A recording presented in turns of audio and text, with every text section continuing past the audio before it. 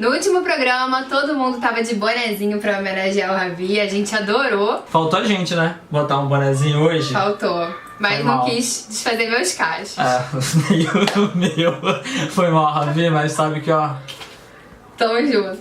Oi, pessoal, eu sou o Gui. E eu sou a Gabi. E a gente tá aqui pra falar de Masterchef Profissionais. Chegamos ao Top 5. Top 5. 5 melhores cozinheiros profissionais do Brasil depois desse último programa. Apesar que chegar no Top 6 já é bem bacana, né, Não, Gui? tá ótimo, gente. Imagina, chegando aí, sendo o primeiro eliminado, eu já tava feliz, mas já Top 5. Então, gente, foi um programa de fortes emoções. A primeira prova, eles foram cozinhar no restaurante do Fogaça, comandados por ele. O Fogaça com aquela cara dele de bad boy. Eu já tava me tremendo. Eu tenho medo do Fogaça. Eu também tenho um pouco de medo do Tenho Fogaça. leve medinho, assim. Mas ele mostrou um lado dele que a gente ainda não tinha visto, né? Ele tava fofinho. Assim, esse restaurante dele é o Jamile, né? Que é o nome de uma das filhas dele. Então já rola ali um sentimentalismozinho, né? É A pessoa verdade. já fica mais suave.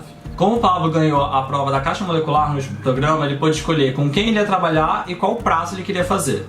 Ele foi bem espertinho, escolheu o Francisco e escolheu a praça de pratos principais. E ele também foi estratégico, gente, porque como os pratos principais eram dois, né? De um lado a gente tinha o peixe, do outro a rabada. A rabada em 1h45 era tenso. muito arriscado. Então o que ele fez? Ele escolheu ficar na praça dos principais e ainda botou o Francisco pra fazer a rabada, enquanto ele fez o peixe, que é uma coisa que ele tem mais intimidade, que é mais fácil de fazer. Não, ele vive falando já, é uma narrativa aí do programa já, que ele se dá bem com peixe, ele gosta de trabalhar e tal. Então assim, ali, o Jacan falou uma coisa muito importante depois. Ele foi esperto em vários níveis. O Jacan, ele fez quase um perfil psicológico do Pablo, né? Que é uma coisa que a gente adora fazer. Ele disse que o Pablo quis ser meio que um paizão da galera, de puxar o mais difícil. Ao mesmo tempo, aproveitou que ele tá numa fase muito boa e que ele tá confiante pra conseguir continuar se colocando ele como líder. E ele foi um excelente líder na última prova de serviço, né? Então, realmente, sim, Pablo foi super esperto. Eu não vejo isso com olhos negativos. Acho que ele mandou bem, foi inteligente. E, gente, jogo é jogo, tem que ser estratégico mesmo. E o Pablo conseguiu o que ele queria. Ele tá pensando ali bem nisso que você falou, do jogo, assim, tipo... Eu tava aqui, cheguei aqui, o que eu tenho que fazer pra, manter, porque a gente tá chegando perto da final. Como a Luby ganhou a prova de eliminação do programa passado, ela pôde escolher também. E aí, como ela não tinha trabalhado com a Irina ainda, gostava do trabalho da Irina, e são alguns spoilers que eu peguei, tá, gente? Isso não apareceu no programa, não. Ela escolheu a Irina pra trabalhar. Rolou um leve arrependimento? Rolou uma leve treta? Rola, assim, um choque, na verdade, gente. Não é, assim, treta do nível não gosto de você. A Luby é uma vibe muito zen. É uma vibe que eu me identifico, assim, tipo, tem que fazer, a gente pega, a gente faz quietinho ali no canto, se garante, a gente tá fazendo, tal.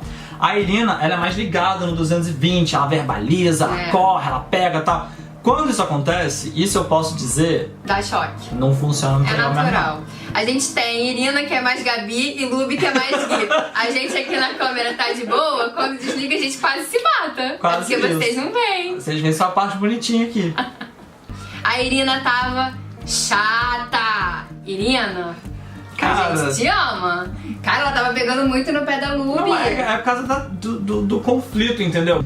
Eu sei, mas eu fiquei incomodada um pouco com a Irina. Eu acho que eu tomei as dores da Luby ali. Ela, tipo, parecia que ela tava atrapalhando o trabalho da Luby, entendeu? Agora a gente vê como você ter, tipo, um controle é muito bom. Porque, assim, a Luby sentiu, mas ela brincava, assim, tipo, hoje me chamou de Lubianca, tá brava você, né? E continuava ali, não sei o quê. Eu não sei se a gente conseguiria ter tanto sangue frio, assim, né? Do tipo, não sangue frio, mas tipo assim, controle.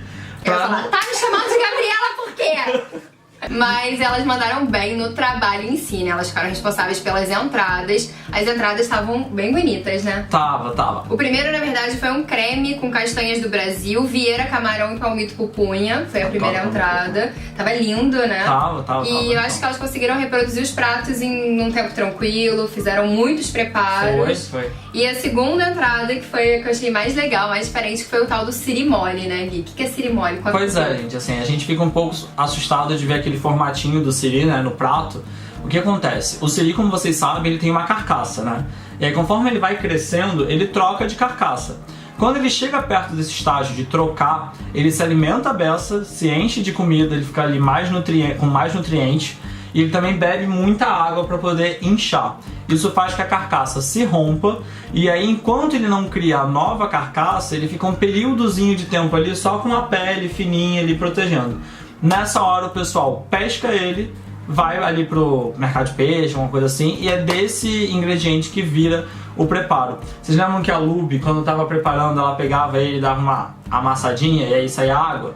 É esse, a gente tava no mesmo lugar. Esse excesso de água que ele toma pra poder inchar e tal, você tira. E aí quando elas fritaram, teve a farofinha panko que elas usaram pra empanar, você come exatamente assim. Você pega ele, consegue cortar ele bonitinho e comer ele inteiro. Achei super curioso. Eu também, achei o preparo diferente, eu nunca tinha visto e tava com cara de estar uma delícia, né? Não, já tô super afim de tentar ir atrás disso pra experimentar, porque é muito diferente. Porque eu acho chato comer siri, caranguejo, porque você fica com aquela casquinha caçando coisa. Quando é assim, eu achei legal. Aí a gente também teve a praça das sobremesas, né? E aí ele também, como sempre, quem ficou com sobremesa, gente?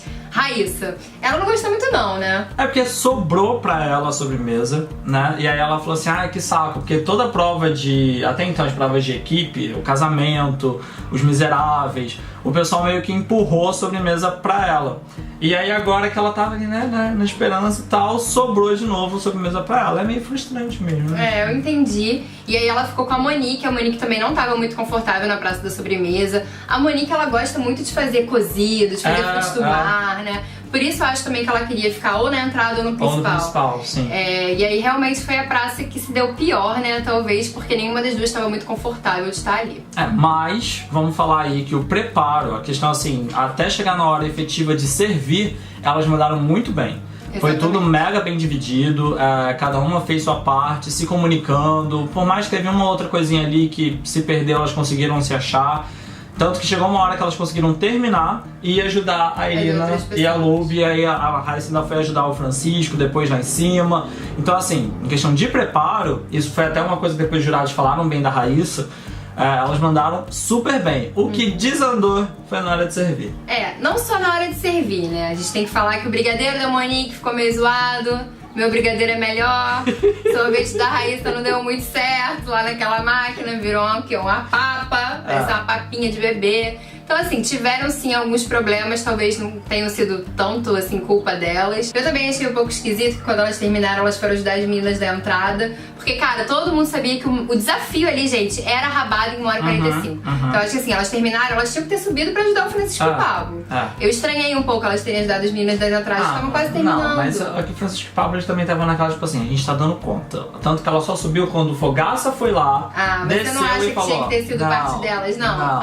Eu acho que o Gui tá com implicância com o Francisco e Pablo. Independente disso, se eles eram uma equipe só, elas tinham que ter pensado em ela podia ter subido e falado, vocês precisam de ajuda. Exatamente. Podia. Eu acho que aí o critério que elas usaram foi afinidade, e aí foi meio... e também tava mais próximo. Tava uma do lado da outra ali, pergunta pra uma e tal, e segue. Agora, uma coisinha aqui que a gente pode pensar. Brigadeiro, cara, num restaurante com sorvete de paçoca e pralinê, que é uma farofinha doce ali, que é feita com castanha, nessa mesmo meio pobre, né? Meio zoado, né? Isso é um prato do restaurante do Fogaça, né, gente? Todos esses pratos, pelo menos, eles deram a entender isso, né? Que fazem parte do cardápio, os convidados estavam acostumados a comer. Então a gente acha meio pobre, né? Assim, eu ficaria muito mais inclinado ao soufflé de goiabada com requeijão. Porque é simples também, mas assim, é mais imponente, é mais bonitão e tal. Tipo, tem uma cara de restaurante. Então assim, fica aí uma dúvida, né? Eu não sei se eu pediria esse brigadeiro não, mas... Sobre a prova em si, né? Eu acho que todo mundo conseguiu trabalhar muito bem. A Raíssa foi muito ágil. Ela né? Que menina rápida. Faz milhões, prepara 500 panelas e consegue se virar bem. O Francisco tava meio humilde, né? Assim... A única coisa que me incomodou no Francisco foi uma hora que o Pablo ficou falando Francisco, fez não sei o que, Francisco não sei o que, e ele ignorou, fez o que não viu. Não é comigo. Mas tava assim, ele tava quietinho, não foi então talvez ele esteja aprendendo. Eu acho que nesse programa ele mostrou um pouquinho mais de humildade. Ele ficou de novo se colocando lá no alto, assim, né? Só quem conseguiria fazer a rabada sou eu, porque tenho mais experiência. Não, isso rabada em 1h45 só eu, porque sou mais experiente. Isso é meio chato. Mas, gente, Francisco tá no Francisco, né?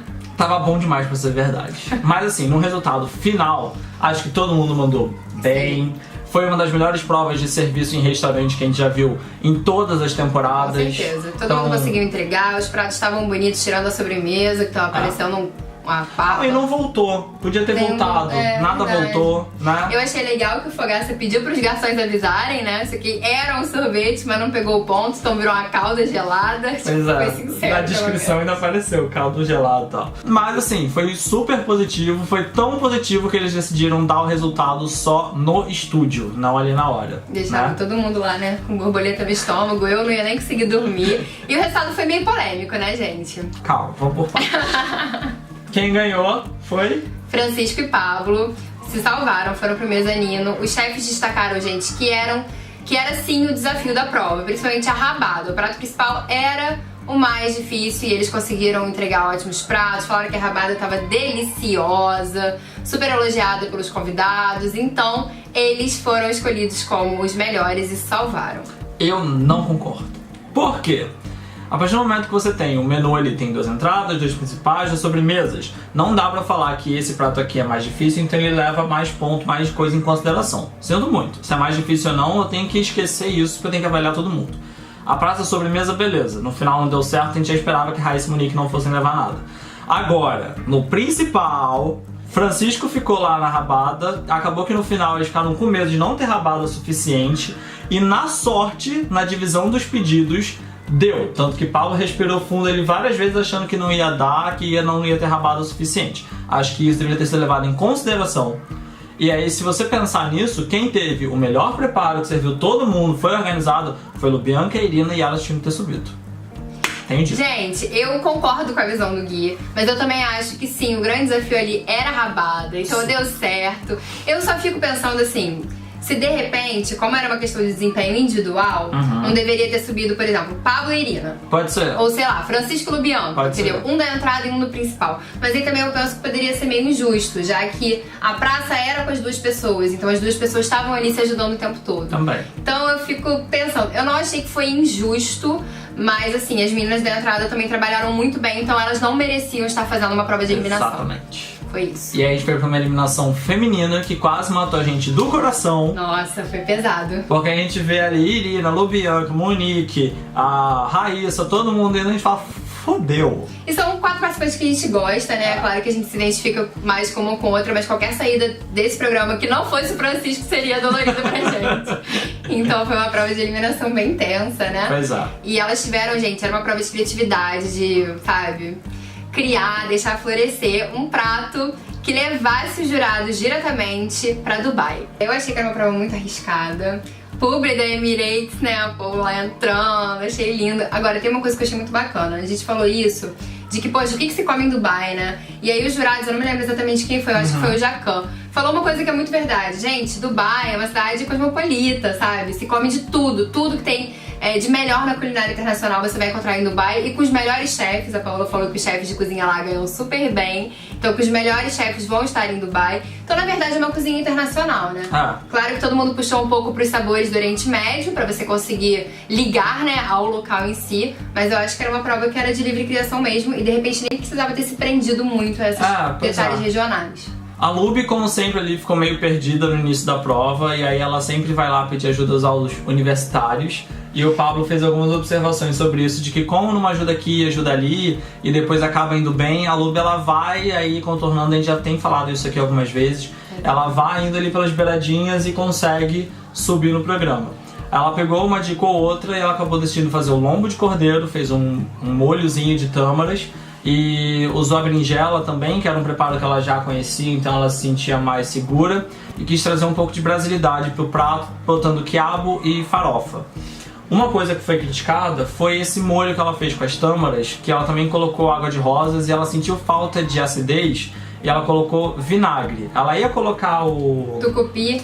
Tucupi, verdade. Mas ela experimentou o tucupi, que era um ingrediente que ela não conhecia, e ela achou que tinha gosto de laranja estragado. E ela testou, achei legal ela testar. Sim, testou, experimentou. E ela decidiu pelo vinagre, mas os chefs acabaram criticando, falando que tinha muito vinagre.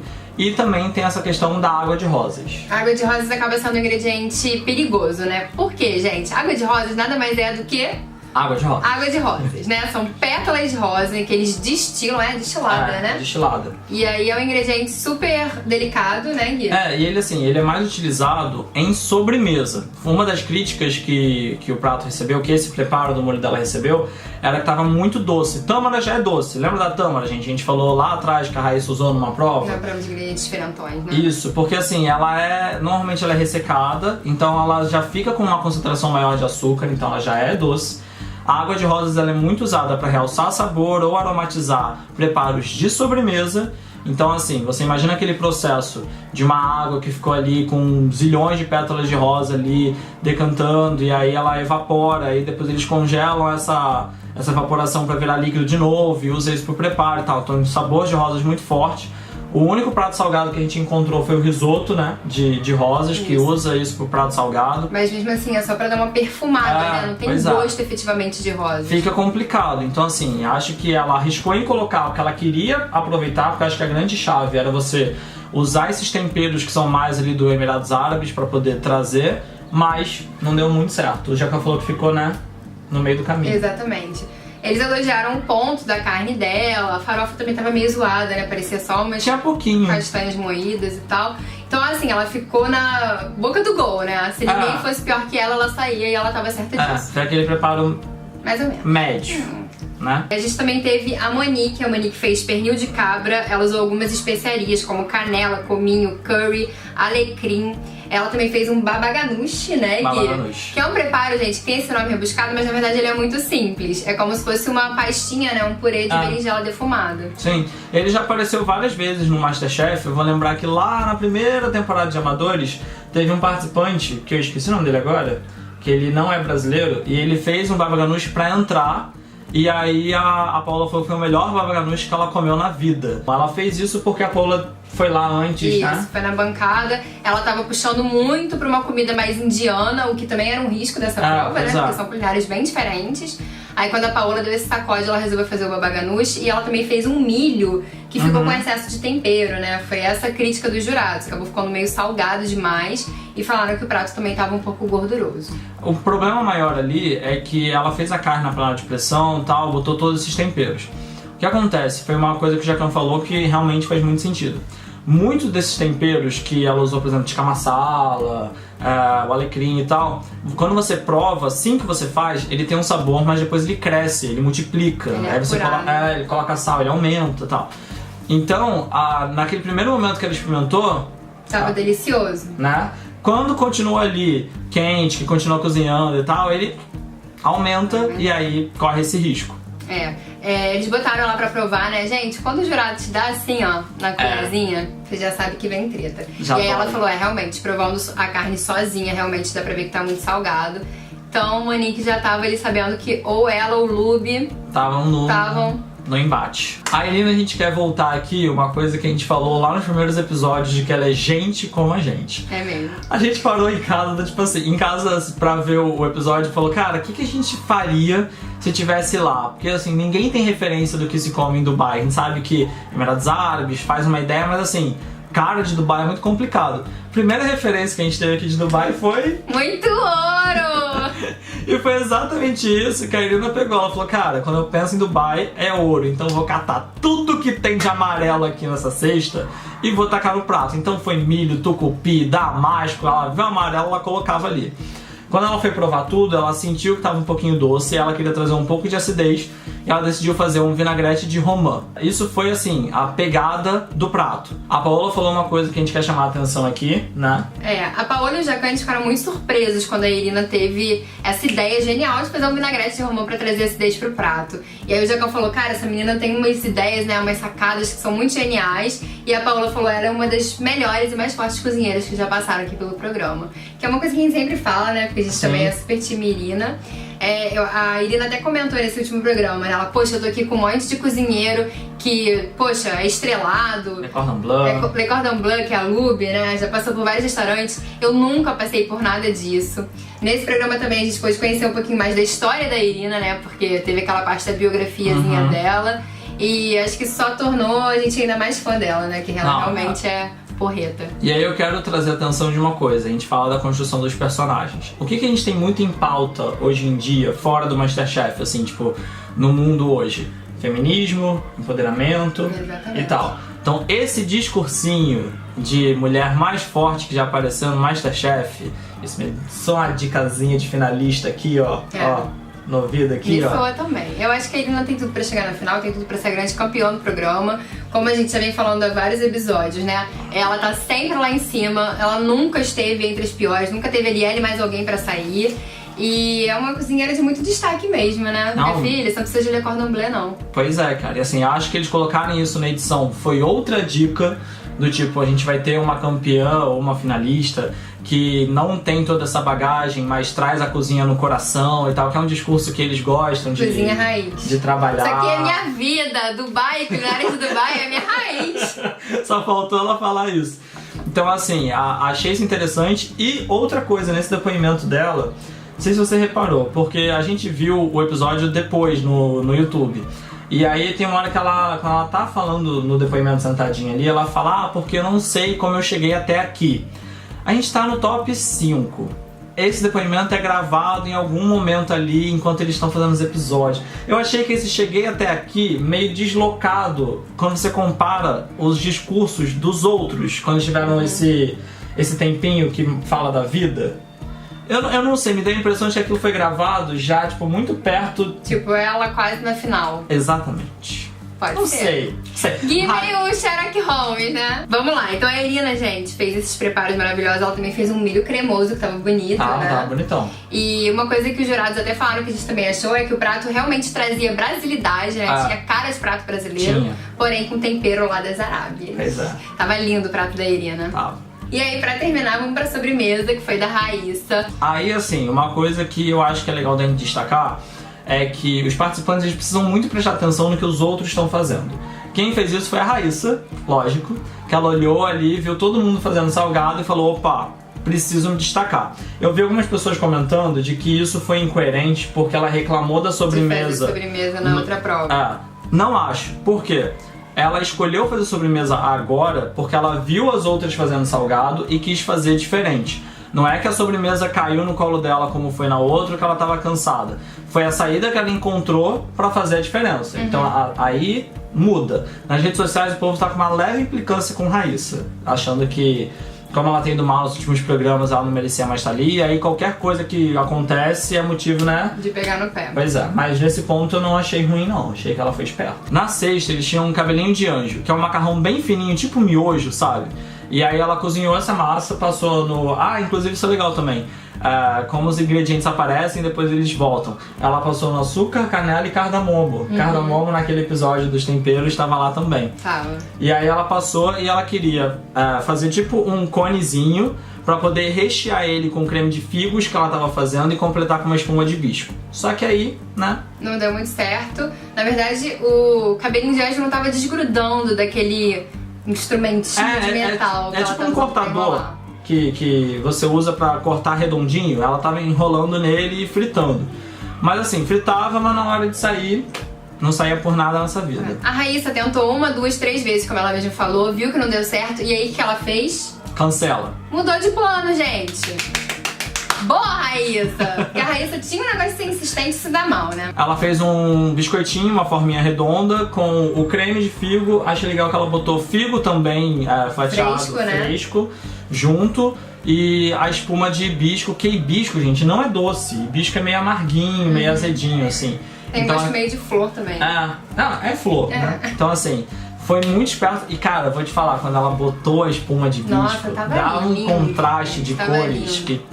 Eu achei interessante que a Raíssa também fez um vinagrete de romã, assim como a Irina, e pra pratos totalmente diferentes, né? Então eu achei que foi uma curiosidade ali, uma coisa meio tipo, pensaram igual? Será? Ou será que alguém copiou alguém? Fica a pergunta, olha eu plantando tretas. Plantando tretas! Gente, gosta de treta! Gente, mas o prato da Raíssa, além de lindo, tava delicioso, né? Os jurados falaram que tava super equilibrado, a Paula falou que não tinha excesso de doce. Porque essa foi uma prova de muitos excessos, né? Sim. A gente esqueceu de comentar, mas o prato da Irina, o molho dela também tava salgado. Eles então, falaram. As três, Lubianca, Monique e Irina, pecaram pelo excesso e a Raíssa não. Tava tudo ali, ó. na medida certa. E por isso que ela foi a super campeã, né, da prova. Pois é, ela ganhou a prova. Eu também vi um pessoal falando que foi injusto, que a Irina devia ter ganhado, mas isso que você falou agora realmente é verdade. A Irina levou um molhozinho à parte que o Fogaça colocou na carne, e ele falou, ainda bem que você trouxe a parte porque tá meio salgado. Então acho que talvez se não tivesse esse molho, a Irina até poderia ter levado. Se você for comparar todo mundo, a Raíssa não teve esse erro, o prato tava bom, tava bonito, então ela desponta e leva essa prova. Acho que foi ótimo, porque deu um gás pra ela, né? Mostrou que essa mudança de postura foi benéfica, ela conseguiu se superar e ganhou como a melhor. Já tinha algum tempo que ela não era destaque. E aí subiu lá ela e Irina, as parceironas, e nosso coração pôde respirar um pouquinho mais tranquilo. Mas aí a gente teve Lube e Monique pra eliminação. Mas assim, pra mim já tava bem claro que a Monique tava pra sair, porque o prato dela foi o mais criticado. O da Lube tinha um erro de preparo, mas eles partiram para aquela ideia do se eu tenho os 2 pratos, qual que eu consigo comer até o final. Da Lube era só desprezar o molho, não comer o molho inteiro, que você conseguia comer. Exatamente. Da Monique, a carne, que era o que tava com... o principal, né, era o que tava mais salgado. Então o critério que eles usaram foi esse. Eles não conseguiriam comer o prato da Monique até o final. E ela se despediu do programa. A Monique saiu um pouco triste, assim, compreensível. Você já chegou, né, no top 6, você já fica ali com as esperanças bem mais altas. Com certeza. Analisando de novo a construção de personagem aí, eu fui no restaurante da Monique essa semana. Fui umas 3 vezes lá. Porque ela tá fazendo um serviço muito legal de chamar... Ela tá fazendo um trabalho muito legal de chamar os participantes para fazer um menu combinado todos os dias. Essa semana foi a Raíssa, Lube e o Ravi. Se vocês quiserem conferir lá no meu Instagram, tem a foto dos pratos, como que foi. E aí, lá ela tava super simpática, super sorridente, é uma coisa que o programa não mostrou muito. E gente, só pra não esquecer, que a gente quase esqueceu, Fogaça não virou pra Monique e perguntou se ela tava bem no dia que ela foi eliminada? Verdade, menina. Gente, se Fogaça pergunta isso pra mim agora na rua, eu vou correndo pra casa, que eu vou achar que eu vou morrer. Gente, que homem é esse que amaldiçoou os participantes? Falou pra Ravi saiu, falou pra Monique saiu. Vamos ver semana que vem. Pra se quem ele falar, que ele vai falar? Você já sabe, ó. Tomara que ele fale pro Francisco.